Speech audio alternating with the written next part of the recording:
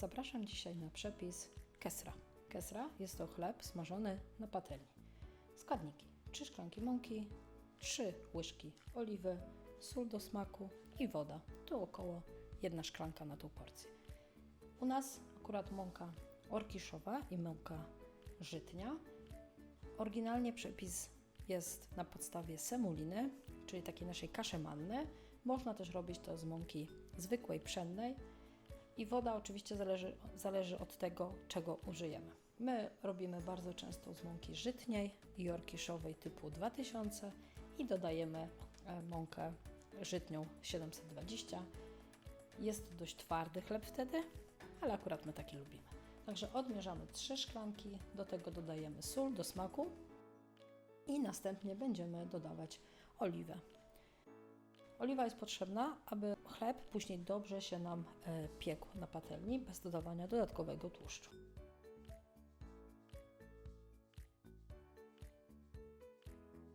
Po dodaniu oliwy mieszamy wstępnie wszystkie składniki ze sobą, oprócz wody. Wodę będziemy dodawać później, stopniowo, czyli w zależności od tego, ile wody będzie potrzebne, tyle będziemy dodawać. Ciasto powinno być w miarę elastyczne, ale też nie może się kleić.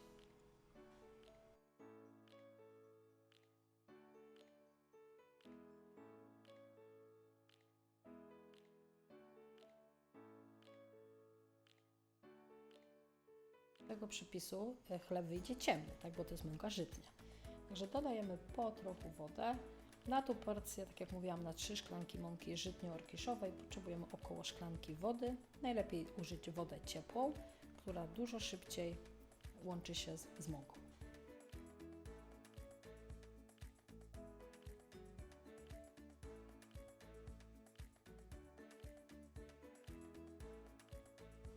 Oczywiście, jeżeli się zdarzy, że tej wody dacie za dużo, to należy dosypać mąki.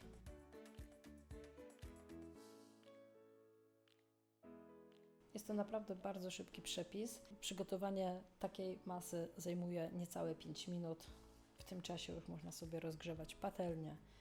Także gotowa kuleczka, widzicie, ona jest dość elastyczna, nie klei się. Także teraz przygotowujemy sobie blat roboczy, wylewamy oliwy troszeczkę, aby ciasto się nam nie kleiło do podłoża. Oczywiście można dodać też mąki, tylko pamiętajcie, że im więcej mąki dacie, tym twardszy chleb będzie. Można użyć wałek, u nas akurat robimy to po prostu ręcznie. Czyli tworzymy sobie, rozgniatamy ciasto ręcznie. Jeżeli ciasto będzie Wam pękać, to znaczy, że jest za mało wody i należy troszkę wody jeszcze do tego ciasta dodać. Tak jak widzicie, tutaj elastyczne ciasto, fajnie się z nim pracuje.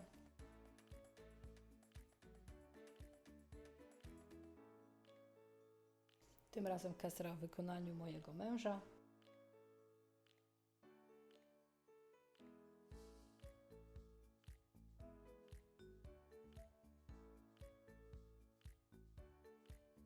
My używamy patelni żeliwnej, którą mamy z Algierii. Można też smażyć na zwykłej patelni do naleśników.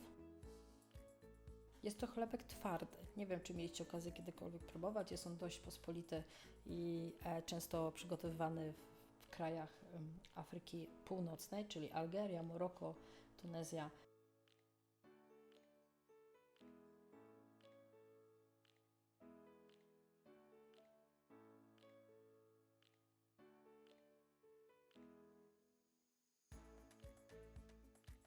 Mamy taką patelnię, widzicie, ona jest z takimi specjalnymi żłobieniami.